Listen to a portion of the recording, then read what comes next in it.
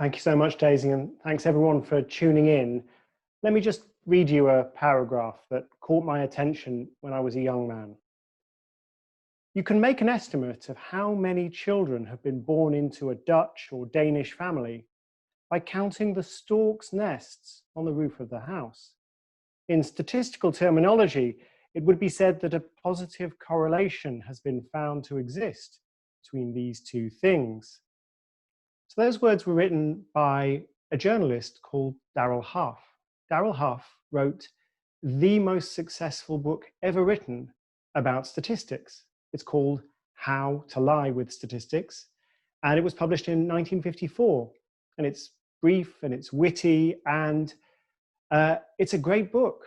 He made Darrell Huff a nerd hero. People like Ben Goldacre, for example, have praised him, or Charles Whelan, the author of Naked Statistics, which he describes as an homage to Darrell Huff's book. And yeah, so too did I devour this book when I was a young man. When I was a teenager, I have to say, I didn't spend a lot of time checking out information about bodybuilding. I was there for the statistics, and Darrell Huff's book was giving me the statistics that I needed. Of course, it also raised the fascinating question of where babies come from. And as Darrell Huff pointed out, maybe storks, because in houses where there are a lot of babies, there are also a lot of storks.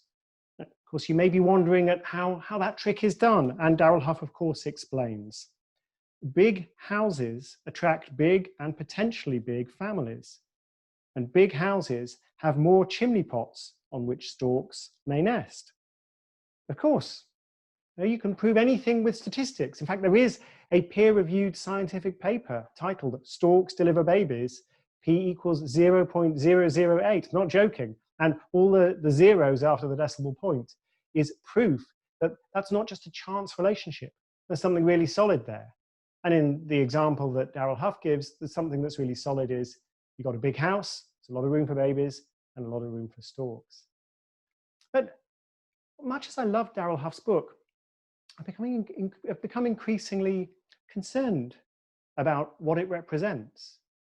The sheer fact that the most popular book ever written about statistics is, from cover to cover, a warning about misinformation tells us something about this defensive crouch that we've kind of got into whenever we're faced with a statistical claim. I mean, Darrell Huff's very clear about this. He says, the crooks already know these tricks. Honest folk must learn them in self-defense. Self-defense.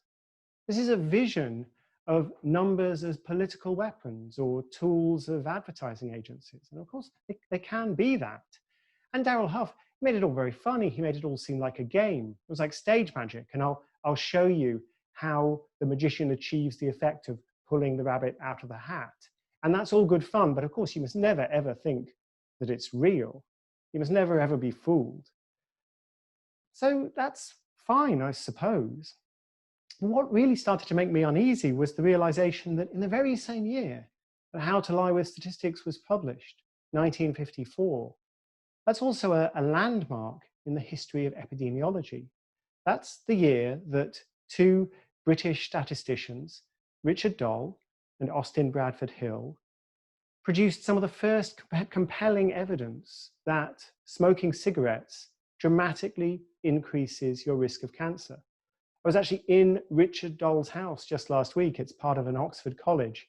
And I was told the story as he presented the research, and everybody in the room was smoking, and they all stubbed out their cigarettes. And then they said, go and check. You want to be sure. Because it's not a game. It's not about propaganda. It's about trying to understand how the world really works. It's about trying to uncover important truths about the world. I noticed that people are celebrating the invention of radar today because it's the anniversary of the Battle of Britain. And I think of statistics as a kind of radar. You can identify all kinds of things coming in at you, threats coming in at you, such as the fact that cigarettes will give you cancer, or the coronavirus.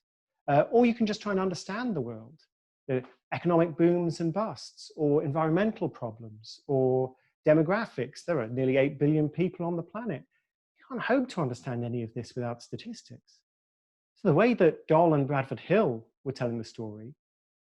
It's not a game at all. This is life or death stuff. And their research, which was extremely careful, was no trick. It saved tens of millions of lives. So 1954, this remarkable year, these two different visions of statistics, the one that really mattered and the one that got all the attention, they came to public view at the same point. And that might be just a historical curiosity if it wasn't for the fact that 1954 was also the year that the tobacco industry first started to roll out their response to research such as that published by Richard Dole and Austin Bradford Hill. They had a bit of a problem. Their product was killing people. You think about the kind of things people worry about today, like gluten and stuff like that. I mean, cigarettes are seriously, seriously dangerous products. How on earth, in the face of this growing scientific evidence, how on earth do you persuade people to keep on smoking? How do you keep the regulators at bay? How do you keep the lawyers at bay? How do you fend them all off? Well, the tobacco industry's strategy was, with hindsight, brilliant. They realized they didn't need to prove that cigarettes were safe because people who smoke want to believe that already. They don't want to think that they're killing themselves. All the tobacco industry had to do was to muddy the waters, was to give people some reason to believe that maybe they weren't dangerous. Give them a cognitive foothold to cling to. Give them some reason to doubt. And that's where I start to get really uncomfortable about Darrell Huff and How to Lie with Statistics. Because once you start viewing the whole world of statistical and numerical claims, the whole world of scientific evidence, the whole world of expertise, once you start viewing that as basically a bit like storks delivering babies, it's full of spurious correlations, full of fake news. Once you think about the world that way, you've kind of given up, haven't you? You said, well, I'm not going to believe anything. And if I don't believe anything, well, at least I won't be fooled. There's a story about Galileo, the great scientific pioneer, being persecuted by the Catholic Church and saying to the cardinals, just look through the telescope. I've got the telescope right here. Just take a look. You'll see the moons of Jupiter. And the cardinals refused to look. They thought it was some kind of trick, some sort of dark magic in the telescope. Now, we laugh at that sort of idea now, and the medieval superstition of it. I mean, in truth, the story has probably been rather exaggerated over the years. But I don't think we should be laughing. I think the joke's on us. Because I see statistics as a kind of telescope as well. A bacteriologist would use a microscope. Somebody trying to fend off the Luftwaffe would use radar. Somebody trying to look at the stars would use a telescope. And economists and epidemiologists and demographers and neuroscientists and all kinds of people. Well, our telescope is statistics. And I'm surrounded by people today who refuse to look through the telescope of statistics for exactly the same reason that the cardinals allegedly refused to look, because they were frightened of being tricked. In 1965, the US Senate held a hearing asking the question of the life or death question of whether health warnings should be put on packets of cigarettes. And experts were called in to testify all the epidemiological evidence, all the reasons to believe that smoking could harm your baby if you were pregnant, could give you heart disease, could give you lung cancer. All of these experts came in. But one of the experts who was interviewed said, you know what? You can find a really strong correlation between the population of storks on the roofs of houses in Denmark and the Netherlands, and the population of babies in those houses. There's a correlation between storks and babies, he said to the senators. And of course, I wasn't saying that storks delivered babies, but just that these spurious correlations do come up all the time.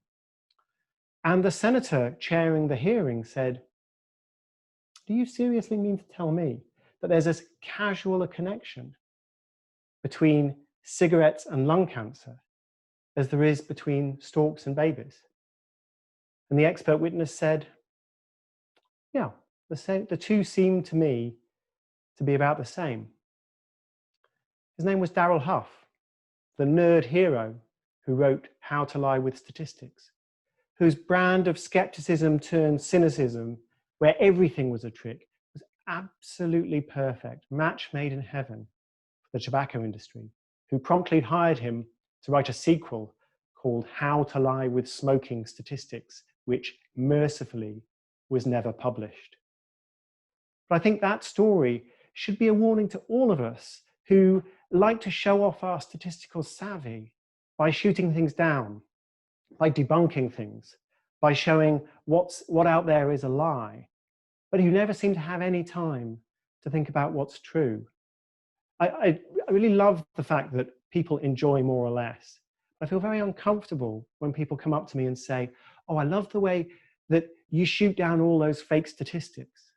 Well, we do that, sure, we can shoot them down day in, day out. But if that's all we do, we've failed. Because it's important to understand what's false, but it's a lot more important to understand what's true. And what I'm trying to do in How to Make the World Add Up is give people a set of tools, cognitive tools, not just technical tools, but tools for mastering your own filters and biases, your own wishful thinking and your own preconceptions. And these are tools that I would hope anybody can use to empower themselves, to think for themselves, to see what's true about the world more clearly, rather than just dropping into that defensive crouch that says it's all fake, you can't believe a thing. I hope I've succeeded. And if I have, I hope more people are going to be picking up this statistical telescope and gazing around, unafraid of what they might see. Thanks so much for listening.